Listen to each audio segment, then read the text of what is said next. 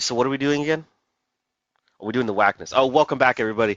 Um, this is this is this is August episode. We're back with the big fucking mood, BFM, however you want to call it.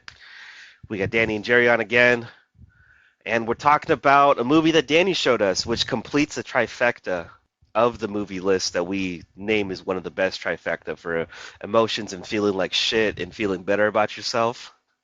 We got the Wackness. I think we watched this movie after we discovered the trees, and then Danny, you mentioned watching Detachment. So the first episode we launched BFM with Detachment, and then in June we had our episode on the trees. So now we're coming full circle now with the Wackness, and I just want to give the preface that Detachment. If you know the movie, listen to the episode, you know it's like you're trying to find your way, but also not trying to harbor all your emotions inside. And then you have the trees where you're just endlessly going around in places. And the Wackness is really just finding yourself at the end of the day. And that's why, we all felt like, no, this is the perfect trilogy for anybody to watch if they want to find some like really good three solid films. So go ahead and break it down to us, Danny. Yeah, man. So I found this movie. This was during the era of when I was on YouTube, and you keep clicking links, and eventually you just find a bunch of movies on YouTube for free that the algorithm hasn't found yet. And this was like 2010, 2011, like long time ago. And I saw this one there, and I'm like, oh, the Wackness. Like, and I saw the thumbnail. I'm like, oh, is that Josh Peck from Drake and Josh? Hell yeah. Started watching it, and it's a story about him just graduating high school. It's the mid-90s, New York City. And he sells weed. And his only real friend that he has is his psychiatrist that he also deals to, Dr. Squires, played by one Ben Kingsley. One thing I really like about the film is the fact that the cast has a lot of big hitters in here. Oh yeah, dude, and their chemistry works so well. Like I remember when you told me that Ben Kingsley was in this and Josh Peck, I was like, dude, no, man, that's not gonna work. But no, sure enough, dude, that shit was solid. Yeah, after rewatching the movie, it's like those are my favorite scenes every time they're both together on screen, just going off of each other, man. It's such a real moment. It's very relatable, this movie. Detachment is a little bit hard to relate to in the trees unless you're in that kind of mindset. It's hard to understand what's going on, but the Wackness is very real. It gives you real life examples, some really fucked up ones. Like Gerry said, she took his virginity and it was just like deuces, man. And then the whole thing with the pot and all that kind of stuff. And it's just, I think that's what I really appreciated more about this movie. And after rewatching it again this morning, I was like, yeah, there's a lot of value in here to be taken to the table. The main story is with one Luke Shapiro here with Josh Peck. And, at this point, this was the only other thing I ever saw with him, right, other than just in Drake and Josh. And then just this one clip that Oscar kept showing us of just him cursing up a storm on a boat in some movie when he was still fat. And I guess Max Keebler's Big Move, that was the other one. But this movie, it did impress me with Josh Peck, though, because it's a very serious role here, way different from what I knew of him growing up. And that's what really made me appreciate it more. And, again, like I said, it's relatable. It's right after high school. He's just lost, man. He doesn't know what to do. Parents are arguing all the time. He just wants an escape from all that, and then we see more with his social life in the film. And it's like, it's not really there. He doesn't have any friends. It's very apparent, right? Because one of the opening scene for the film is him talking to Dr. Squires. And then later he goes to a party. It's like, oh, I didn't know there was a party. He's like, yeah, for graduation. Oh, I just graduated. It's like, yeah, I know. And then, they didn't invite him. They just want him there for the ganja. There's a lot of stuff on his head right now, and he just doesn't know where to go. Dude, let me stop you there, man, because there's a lot to dissect right here. Like he gets the call on his pager, the old school way of selling pot, or anything for that matter. And he sells the dude, his classmate, some pot, and he goes, hey, man, we're going to go on this vacation trip to Amsterdam, like, it's going to be cool. And Josh Peck's character is like, oh, I don't know about this. He goes, no, man, I told you. And he's like, all right, cool. He goes, oh, so there's a party too? He goes, yeah, for the graduators. He goes, well, like you said, well, I graduated. Yeah, I know. So then he's just kind of, he's in this state of like, well, what the fuck do I do now? Do I just hang out at the party like by myself, or like do I go home, or do I sell some more ganja? Like what? Like what am I gonna do? So he ends up with the latter of just like, nah, I'm just gonna be, big chillin' over here. But he's always looking at Ben Kingsley's stepdaughter, which I forget who the actress's name is, but her name is Stephanie in the film, and obviously he's infatuated with her. He's known her for a little while, and he's never had a chance with the girl. So he's, I think there's a line in the movie that says he's the unpopular of the popular people, or like the popular of the unpopular people. So you can just kind of see like not only is he like completely lost and confused on what to do with himself, but he's like, now I'm in a social place where I literally could be the big shit, like, oh, I got all this pot, like who wants to buy some, like be, the big fish in the pond. But he doesn't go that route because he doesn't know what to do. He's lost. He's a fish out of water. So just with that opening of the film, it really sets the pace of like the growth that he has to go through. It's kind of like it's like in Rain Over Me when we talked about it in the last episode with Adam Sandler. When we see his character, he's also in the same kind of place. Like he's stuck in a spot in his mind where he's not moving forward from. So, and that sets again the pace for the rest of his development for the entire film. Yeah, like you said, it's a lot to take in, man. And one thing about Stephanie, we all knew that girl in high school. Oh yeah, 100%. The party girl, everybody was like, oh yeah, we know her, super popular, always hung out with everybody. Luke never had the chance to really talk it out. And you can see here, like, he's trying to spit his game, but he's trying hard, man, and trying to make the jokes. And she's just like, yeah, I got Ritalin. He's like, no thanks, It's like, nah, man, I just smoked the devil's lettuce. I don't do none of that shit. I'll just grab a 40 of some King Cobra. Dude, he's gonna pop in the Steel Reserve in there too, dude. He's trying to keep it classy out here. Trying to get fucked up. That's what he's trying to do. No, he's trying to get in touch with her and him. I feel like that also sets a different mood for him and his relationship with her, because she clearly, like, one of the first scenes we see her in is she's like, hey, you want to do some Ritalin? It's like, well, dude, you're pretty hardcore, like, you'd like to get fucked up, Oh, you're hardcore. Oh, yeah. While me, like, I'm just trying to chill. I'm trying to, like, live life and do my own thing, but also I'm kind of lonely, you know what I mean? As we delve more into the film, just keeping that in mind, it's like, well, the roles ended up reversed, like, yeah, she is just trying to have a good time, but in her own way, Josh Peck's character is just kind of like, I want to move with the ocean. I don't want to go against the waves. Yeah, exactly. And, again, this is during summer vacation, right? The final summer vacation before he moves on to college or to, whatever he's going to do. It's supposed to be good, but things just kept getting worse throughout the movie, right? As we find out his dad messes up pretty bad, decides, or, lost his job, losing some money. We don't know what's going on. And now Luke is just even more angry as we get through the film, and he's just really trying to escape. So that's why he's starting to get desperate, because he's just like, oh, everybody's leaving except for Stephanie. Got to try to do something with that. And, there's a line that I wrote down to kind of revisit. It's a little bit after that scene where Josh Peck's character, because he sells pot to Ben Kingsley's character, who's a psychiatrist. That's how he gets his free sessions in, which I think is a pretty good fucking deal. That's a in retrospect. great deal. You give him like what, 2 8s for 48 minutes? That's nothing, That's so great. The line that Ben Kingsley says, he goes, have you ever heard the saying, the unexamined life is not worth living? Mm-hmm. And Josh's character rebuttals with, maybe the examined one isn't either. And again, that just, it makes you look at both characters like, okay, well, yeah, you're a psychiatrist, you should be saying these kinds of things. You should be looking at life this kind of way, but I'm just a kid, dude. Like, I'm not seeing any meaning in either route. Kingsley's character immediately goes and says, well, are you thinking about Kurt Cobain? Are you trying to kill yourself or what? And he goes, no, dude, like, it's just, everything sucks. Like, not that bad, but it just fucking sucks. Yeah, and man, again, like, that's why I like those scenes a lot, because with Ben Kingsley character, Dr. Squires, for majority of the first half of the film, he is actually trying to help Luke out. And the scenes kind of vary, because, like, with that scene, he's trying to be professional talking to him, but then it's like, oh, let's step back and get real, because, like, he's also getting drugs from this guy. And then when he starts to try to get, more familiar, more laid back, when they're talking about, like, how he soothe his wife and like his high school life, trying to get more relatable, just trying to help Luke as much as he can until they get into this big fight later down into the film. Right, and I just want to mention out these two next lines because this is literally what the movie's all about.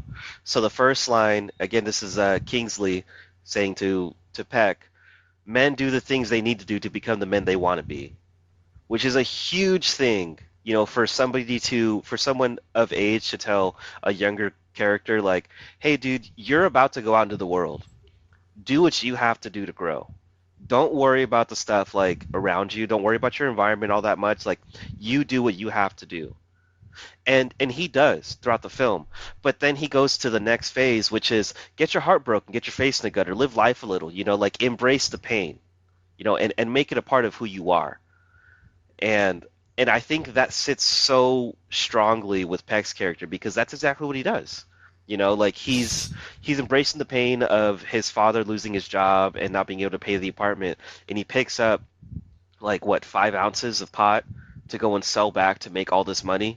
That way he can stay where he's at, and then dealing with the unknown signals of Stephanie throughout the entire film. It's a lot, and I feel like those few interactions with Kingsley really, and I'm agree with you fully, Danny. Those are the best scenes in the movie because that's really what it's all about. There's life is the wackness, but how do you get around the wackness is really the method to the madness. Like, I think if I were to sell people on this movie, it's definitely the first scene with Luke and Dr. Squires. It just encapsulates exactly what the film is trying to tell you. I think the first theme is them in the office too, right? And then he's like, "Well, hey man, you know what? Well, how much you need, dude?" "Oh, let me get a quarter. I'll give you 2 ways. It's the same thing." He's like, "What do you need?" Right? Talking about the weed, and then Dr. Squires is saying, he's like, "You need this more than me. Like that's why like you should be here for that reason, not just to sell me the weed." And then, he sells it anyways, and he's like, gives you another 48 minutes. If you leave you now, you're getting ripped off. Like, let's just sit and talk. And then that's when Luke says, he's like, "I'm not really feeling the whole feeling shit right now." And he certainly does later on. Yeah, and that's probably one of my favorite scenes in the movie is right after he goes and gets more weed from his drug dealer, which is Method Man. Method Man is great in this movie. When I saw that the first time we watched this movie, I was like, dude, no way, man. And he does the Jamaican accent so fucking well. It's so good, man. Like, come on, man. You got Method Man in your movie? Dude, that's a no-brainer. We gotta watch it. Dude, and he kills it. Yeah, he's so fun, especially later when he's talking to Squires and like he's actually having like a therapy session going on. For real, I just watched that scene right now, man. It's so good. Like he was so ready to shoot him, and then like the next scene was just him, like high as balls, just listening to him. I love it when Kingsley's like, "And if you want to talk about women, well, I mean, if we really want to go down to it, it's probably your mom." And then Method Man's all, that makes so much more sense now, man." So good. He's such a good actor, dude. I love. So Luke goes to Method Man here to get more weed, and he's like, "What? What's going on, man? Why you need all this? And he's like, "Nah, man, just a lot of debt, right?" Because at this point he decides like, "I'm trying to help out the house as much as possible so that way we don't move." And there's just a lot of stress building up, and then he goes to Squires to talk about it. He's actually, like you said, he's getting the feelings said out there. But then here comes Squires, and this is the time where he acts, I would say, a little unprofessional, because then he just brings up the fact, like, you shouldn't see Stephanie anymore. And it's sort of like a personal thing more than just like an objective kind of thing. And that's how Luke takes it. And then that's when they get into the big fight here. And I think that's like my favorite scene for the movie. I think it's really important just like to look at that scene too, because what he says about her, it's not too fucked up. He goes, "She's just bored. There's nothing else for her to do. So she is going to do you. She's going to spend that time with you because she's got nothing else better to do." And he's like, "Nah, man, fuck you, dude. Like that's not the case." And sure enough, as we progress further on, like that's exactly what the case was. Yeah, I mean, after that, it's just Luke hanging out with Stephanie. Squires is just trying to figure out what's going on with his life because, as he's trying to help Luke, we find out more that, like, oh no, his life is very messed up as well. He's on all this medication. Him and his wife aren't on the best of terms. And he's also lost trying to find what's going on. He's stuck in the Wackness as well. And then we get the line of the movie, dude, in between all that, where Stephanie and Luke are hanging out at the beach house. And she's like, and this is going to just full circle what I said earlier about her. She goes, I just look at the dopeness. Clearly, you're doing Ritalin, dude. You're looking at the dopeness. And he's looking at the Wackness. And I could see that.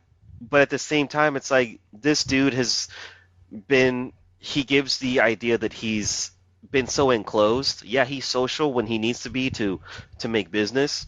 But when it comes to, like, a regular social life, he doesn't have the skills for it. Which is why the only friend that he has throughout the entire film is Kingsley, who's the psychiatrist. It only makes so much sense, for both of them. Like, he got no other friends either. Who's he hanging out with? His patient. And then we get to the most, like, fucking, like, secondhand embarrassment scene of the movie, dude. When Luke and Stephanie are going at it outside, dude, and then he's all, I love you. I was like, dude, no. But you know what, dude? I felt that, man. I felt that. I'm not going to get into it. but I felt that. Today I was like, but it makes sense, Like I said, this dude's got nothing going on. He goes home, plays Legend of Zelda, listens to some great hip-hop, smokes some weed, sells the weed. Like, that's really all he's got. Like, he's now just killing time until he can go to school and do what he wants to do, which we don't find out till the end of the film. But he's going through different phases in these 3 months. So, like, it starts off in June, and one thing I will say, I totally forgot this happened. As each month goes by, there's, like, the screen changes, and it's just, like, the month, and it's, like, spray painted on. I'm like, that's pretty cool, dude. Yeah, very 90s. It's a very 90s hip-hop movie, for sure. Yeah.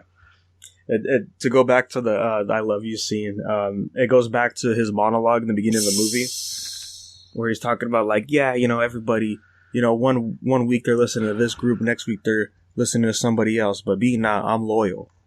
I still listen to cassettes, play Legend of Zelda. He's very like, if I'm going to focus on something, like, I'm going to dedicate my time to it. That's you, Danny.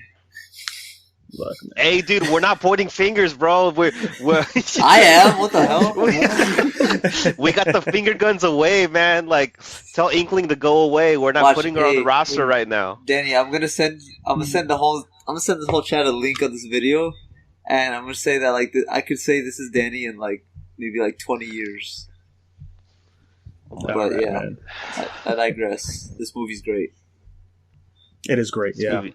It's a good one, man. Like, especially if you go in the order that I was mentioning earlier. You start out with detachment.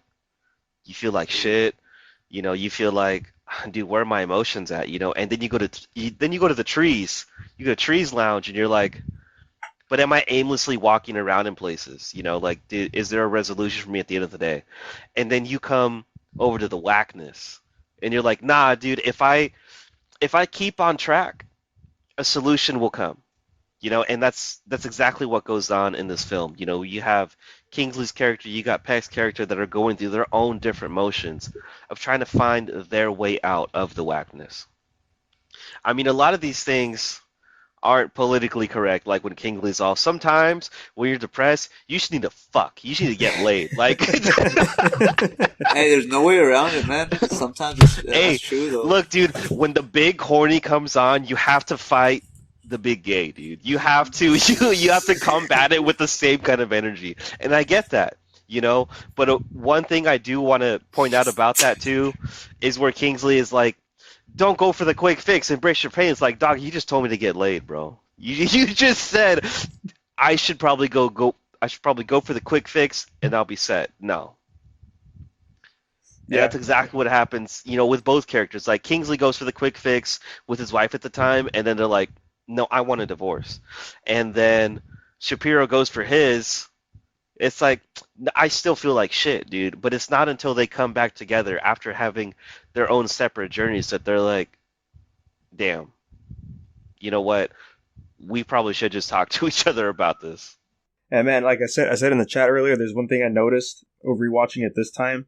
When he said he wanted a divorce, his wife, who is Jean Grey in the original X-Men movies. Dude, and hold yeah. on, dude. But before you go on, dude, I just have to say, I love that woman. I love her so much, dude. I would do anything. Anything. I would do anything for her, dude. I just want her to read to me. I just want her to be like, just anything, dude. Just fucking look. 100%, dude. She could do anything to me, and I'd be like, girl, please, come on. But go ahead, dude. I'm sorry, I had to get it out because after seeing her in the movie again today, I forgot she was in it. I was like, But yeah, so she's only shown up every now and then in the film, right? And that's Famke Janssen. I think I said that right. Probably butchered it. But she's just kind of like doing her own thing. You could tell there's always tension whenever she talks to Squires. And yeah, like it was a cool, fun little getaway. And then there was, some emotions, where she was crying because he forgot something that they did 4 years ago that was fun. And, quickly she reminds him of like, you're really asking what happened with us kind of thing. And then so, yeah, when he was like, let's get a divorce, and she was like, yeah, she almost seems happy for it. And then I didn't notice it, but when Stephanie came in the room, and then you look at her face during the scene, like, oh, like she has some tears, like she's crying to a point where like she didn't want to hear it, like she knew eventually it was going to happen, but in the back of her head, she probably didn't want to get a divorce, right? oh yeah, no, exactly. Like I just wanted to touch on that too because as fucked up as their relationship was, it didn't seem like she wanted it to end. Like there was some kind of content there for her to be like, you know what, maybe he's on pills and he's fucked up, but he never did me wrong, as far as we know as the audience.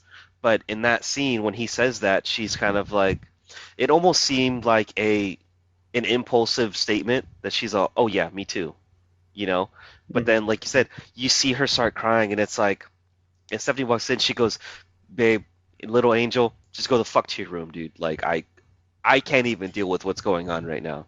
Yeah, and then that also, goes to when he's like realizing like, oh, his life is fucked up. He wants to get it back to normal and tries to convince her not to get the divorce. And she's like, no, we already made up our minds. We're adults, gotta act like it, kind of thing. Exactly. Like, stop acting like a child. You can't take back what you said. If this is what you really wanted, then we got to go through with it. Really, really good back and forth between the two main stories here, right? With Luke and Shapiro and how we're seeing their lives fold out in this summer. And I think it's just not a funny, but a really fucked up juxtaposition where like they're trying to break up everything while Stephanie's just trying to get away from Shapiro the entire time. She's like, okay, we fucked. He told me he loved me. Like, summer's already done, like. But the thing I really liked was that when she got that call and it was Homeboy from the beginning of the movie, her immediate thought was, oh, Shapiro, and he's like, nah, what the fuck? Why? Who? Why? Like, what? Why would you ever call me that? And she's like, oh, well, he just sold some pot. I just thought he called back, for whatever reason. And that's when I thought maybe there was another saving grace I never picked up on in this movie. But then we get to the last scene with them, with their interaction. And we'll get to that later, but I was like, nah, you're still a bitch, dude. You're still an asshole, 100%. Oh yeah, man. But I mean, it's like that scene where she's listening to the voicemail that Luke left, and that was immediately after the whole argument is like, go to your fucking room kind of thing. She's starting to see like reality, and she's sort of getting scared of that because she's the party girl, and the only thing that she felt at the time was like, oh, this was really nice. A nice way to get away from things was with Luke. And that's why I caught her off guard when Justin called. And he's like, yo, what the fuck? Hey, girl, doll that shit up, man. You know what I'm saying? We're about to hit up this club. Hoo-wee. Yeah, dude, you know what? Stephanie's an escape artist for sure. And I think in those scenes, she really saw that, like, maybe this isn't what I want to do anymore. Maybe this isn't who I want to be, when she's been, like, this girl who fucks all these dudes, like, especially in that statement when she goes, oh, well, I've had sex like 100 times. I had to pause. I'm like, you don't say that to a dude who's never, who's about to go in the first time. Like, no. But, it's like it's really subtle because she's not really the main focus. Obviously it's Kingsley and Peck. But there's that moment in her where it's like, is this really what I want to do? Going forward, this is who I want to be for myself and for like people who know me or think about me. I think my favorite scene in this movie, and it's in this time frame, is when Shapiro's going to go look for Kingsley, and then he calls, and then Stephanie's answers the phone, and then he's like, no, or is it when he shows up? I can't remember. But she's like, oh, he's at the beach house, and he's like, all right, cool, later. So then he goes, sees Kingsley, and one thing I didn't notice before was that his dog is there, and there's a sign on the dog that says, please take care of me, my owner just commits suicide. And I was like, oh, damn, like, I didn't pick up on that. Like, I could definitely pick up on that when he runs into the ocean and is like, I'm done, Luke, like, life sucks, all that kind of stuff. And Luke is there getting fucked up with him. And before he has that whole moment with the ocean, Luke is like, but what happened to everything you told me? What happened to, like, yeah, you get your shit fucked up, you get your face in the gutter, but you move on from it. You embrace it. You become a different person. You become a better version of who you are the day before all this shit happened to you. King's like, no, I'm done. And then this is my favorite scene, dude, where Kingsley's sitting there, Peck comes by with the hat, and they're talking, and Kingsley's like, that was some cheesy gay shit you said at me, dude. Yeah. And he's talking, and then Peck is like, you know what, Squires, there's a lot of assholes in the world. You don't need to be another one. And Kingsley rebuttals with, now you're starting to sound a lot like me. And just that little interaction, I was like, that's it, dude. That's the whole fucking movie right there, man.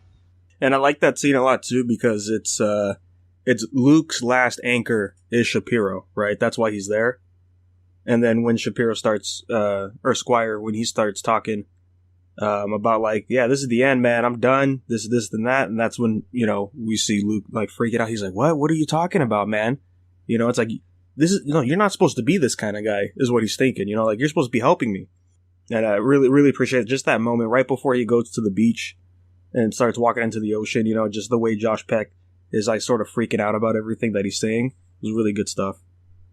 Dude, the roles reversed so well, and it was done really, really well.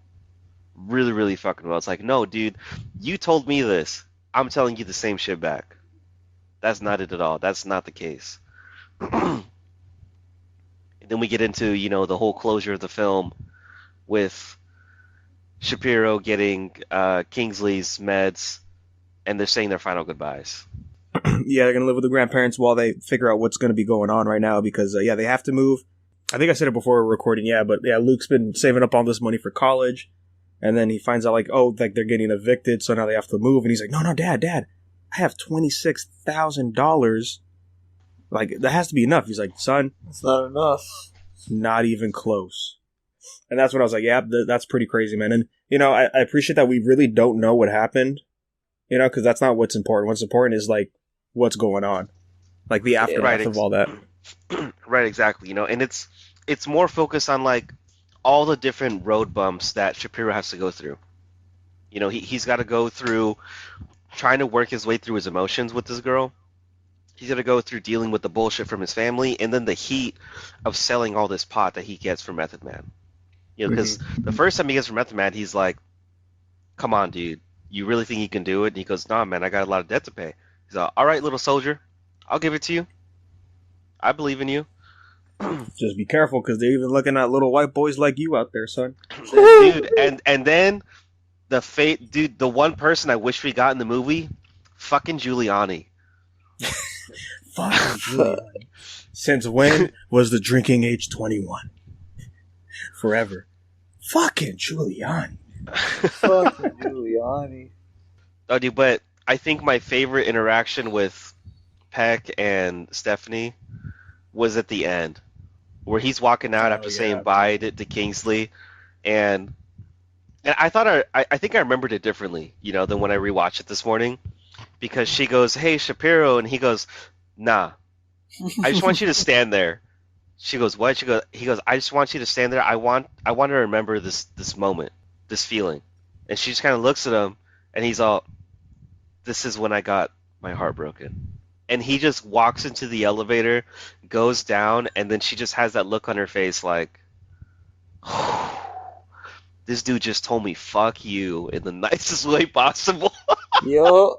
Dude, I'll never forget when we were watching it at ALA, and then there's the scene where she's smiling, and then Jerry's just yelling. He's like, "Why are you smiling?"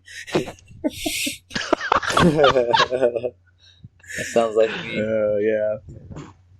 Dude, I'm not gonna lie, I was thinking the same thing this morning. I was like, why is she smiling? Like, is she fucking proud of it? Dude, and this is when it got too real for me. I'm like, no, I'm getting too involved. I gotta step away. But yeah, dude, it's just, I think that scene is probably one of the better scenes with them because it shows Shapiro with him, like, with his head held up high, like, hey, dude, nah, like, I know who I am. I know what I'm worth. You are your own person. You're gonna be your own person. We're just gonna leave it at that. Yeah, it shows his growth that he had, from the time where he first talked to her in the film. And then she recognizes that, and I think that's why she smiles, because she's like, damn, I let this one get away because I was such a dumbass. But one thing we didn't talk about was when, we mentioned it earlier, but when Kingsley and Peck are going to go see Method Man, and now Kingsley is helping him sell pot. He's helping him get some more money up in the bank, and he's like, hey, dude, what is this for? He goes, oh, it's just, for school or whatever. But you can see in King's face, like, this isn't for your school, dude. You're trying to help something out with your family. But then we get to the interaction with Eleanor, which is that stoner up in the, wherever they're at in New York City. Mm-hmm. And Kingsley is there with Peck, and then she's like, oh, is this your friend? And he goes, oh, I'm hiding. He goes, no, she's cool. We don't use code names here. He goes, oh, well, I'm Jeff. and then they're talking, and then but she goes, hey, you should listen to this CD. And then Kingsley's like, oh, dude, you hold on, what, that's you were that, oh, dude. And then they have the cute little interaction. And the reason why I bring this up is because the way the film ends, Kingsley does not have his wife anymore. We don't know where Stephanie's at. Who gives a fuck? But then he gets a page to call a number, and it's Eleanor, like, oh, hey, Luke told me to hit you up. Like, is it cool? What are you doing tonight? And he's all, I got no plans, But you can see in his face, like, this fucking kid, dude. Like, he may have left, but he helped me out with this little interaction. And that's just another step, which leads into the next scene where it's like, oh, Luke, what do you want to go to school for? He goes, I want to be a shrink. It's like, nah, dude, you planted the seed, and he grew on his own with just a little bit of water and a lot of pain. Yeah, man, he ends up becoming the hero at the end of the day. Which is not like Steve Buscemi in Trees Lounge. No. But, dude, this was a really good find, man. Like, when we watched it for the first time, I was like, oh, damn, dude, this is... Yeah, man, initially this movie caught me because of the soundtrack. It's all hip-hop. I appreciate that. And it's, Josh Peck. I'm like, cool, man, but, the more you watch it, the more I'm like, oh, actually, you know what? No, there's definitely way more than just that, and that's why I'm starting to like the movie more, is just for all the stuff that we just talked about, rather than just, like, the cool stuff. Right. No, there's a lot of things to take apart in this movie. One of those scenes I thought was really good, just rewatching it today, was where you get Kingsley and Peck over at the bar, and then he has hippie girl coming in, and they're doing their thing, and then he gives off his whole little speech, about the city, like, the city can get lonely with nobody to talk to, but you live in New York City. But then it shows even more so, like, you can have everybody around you, and you're still going to feel like you got nobody around at all, which is exactly what was going on with Shapiro. He was selling all this pot. He was, probably one of the biggest pot dealers around, with his little fucking ice cream truck, like ice cream thing going around, being like fucking palotero man, Imagine. But he had nobody to talk to, and that's why when Stephanie had said, hey, call me, and he goes, oh, for pot? And she's like, nah, dude, to hang out. And he's like, oh, fuck, dude, you want to hang out with me? Okay, cool. Which then goes into the same thing that Kingsley says at some point, I think is in the same time. He goes, why are you latching on to anybody who pays attention to you? Which we can put that same phrase into The Trees, where you have Steve Buscemi's character literally, like, giving so much to anybody who pays attention to him, whether it be Crystal at the bar, Or dude, I always forget her name. The 17-year-old. How can you forget? Dude, I know, and it gets me every fucking time. But it's Chloe Sevigny's character, and then and then we go to Detachment, right? Where you have the girl that Adrian Brody takes in, and she just wants the attention. Like you'll just latch on to anybody who gives you that kind of emotion. It's like, hey, you're giving me validation that I'm here. Like, well, same thing with the English teacher too, or the math teacher. Yep, exactly, and that's why she hooked on to Brody so much, because she's like, hey, dude, like no other teacher talks to me. Like I'm gonna stick with you the whole way through if I can. So there's a lot of overlapping themes between the three films. Just going off with the Wackness, you can look at the film and say, hey, they got a lot of really good hip hop in here. The actors are pretty solid. There's really good chemistry between them, but there's a lot if you really sit there and watch it. We're gonna have to sit down and rewatch this because I saw that there's a commentary track with the director and Josh Peck. Oh, dude, yeah. Yeah. We're gonna need to watch that one. Yeah, dude, this was a really solid film. And again, this completes the trifecta, going from Detachment to Trees Lounge, then going into the Wackness. I think with that, it's safe to say we can end off August with the Wackness. Again, if you want to check us out anywhere, we are a Big Fucking Mood podcast. If you want to send us an email, tell us what you think about the Wackness or any of the other trifecta films, Detachment or the Trees Lounge. That's bigfmoodpodcast@gmail.com. Now remember, fellas, wherever you are in the world, it might be a little warm, so stay naked, stay cool, stay fresh, beware the big gay, and we'll catch you next time. So what's on your mind, Luke? My days and the days getting high till I'm phased, 'cause I've never known same, but at the time I've been arranged. Would you love me? Would you love me? Live my days and the days getting high till I'm phased, 'cause I've never known same, but at the time I've been arranged. Would you love me? Hey, I wanna know your name, but it'd be better if you ignored me. I just bring you pain since the only way I open is through piercing of the vessels.